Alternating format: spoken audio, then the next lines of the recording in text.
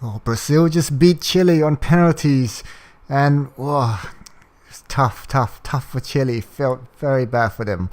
Um, both teams played equally well today, really. I mean, Brazil may have created more chances, but in terms of clear-cut chances, I felt both teams created just about the same, really.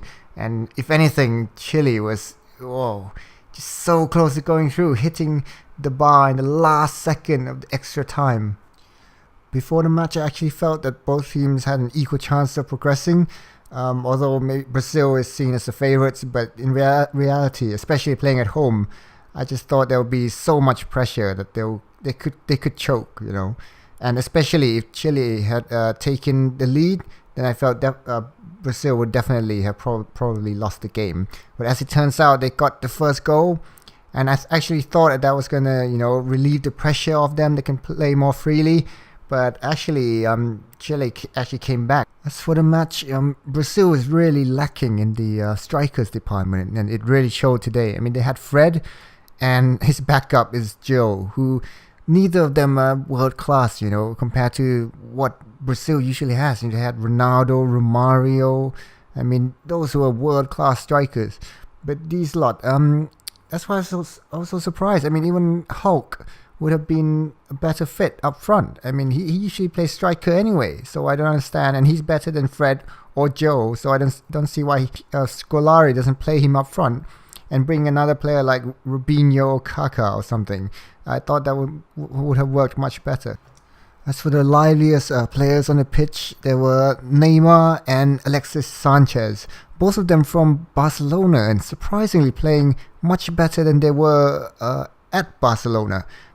Both of them were playing so freely, and it looked like they had the shackles removed from them. Alexis Sanchez especially, he's got great technique, amazing work rate, and he seems to have more pace than he had at Barcelona. And his movement and his on the ball, how he kept the ball, it was impossible to get the ball off him. Although many times I kind of felt he overdid it a bit.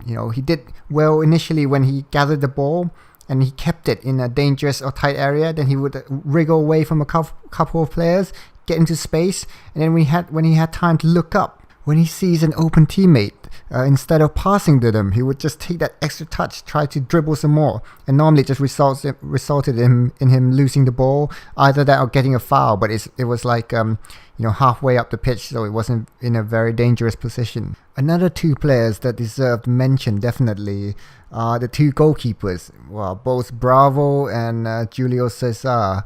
Some amazing save, just the ball blasting at them from close range, and the reaction time, amazing. As for when the game went to penalties, again I felt it was 50-50. I mean, Brazil had so much pressure for them on the home fans. If they hadn't made it through, I'm sure there would be protests on the street. All those protesters who were complaining about how much the World Cup costs and the economy isn't doing very well. I'm sure they'll, take to the streets straight away. As for Chile, they just hit the bar just before the end of extra time. And in football, when you're so close to winning, it just didn't quite make it. The regret that plays on your mind, you're always thinking about, if that had just gone in, I'm sure that was weighing down on their minds during penalties. And so that's why I felt it was a 50-50 chance of both teams going through. And well, in the end, an interesting statistics kind of carried on today, because out of the 11 previous penalties before this match, 10 of them were won by the team that took the first kick. And today, again, Brazil took the first kick and they won. So that's 11 out of 12, I believe. Anyway, guys, I'm looking forward to more of the knockout stages, and hopefully more great matches to come. And as for Brazil, I hope they sort out their attacking play and play some better football, to be honest.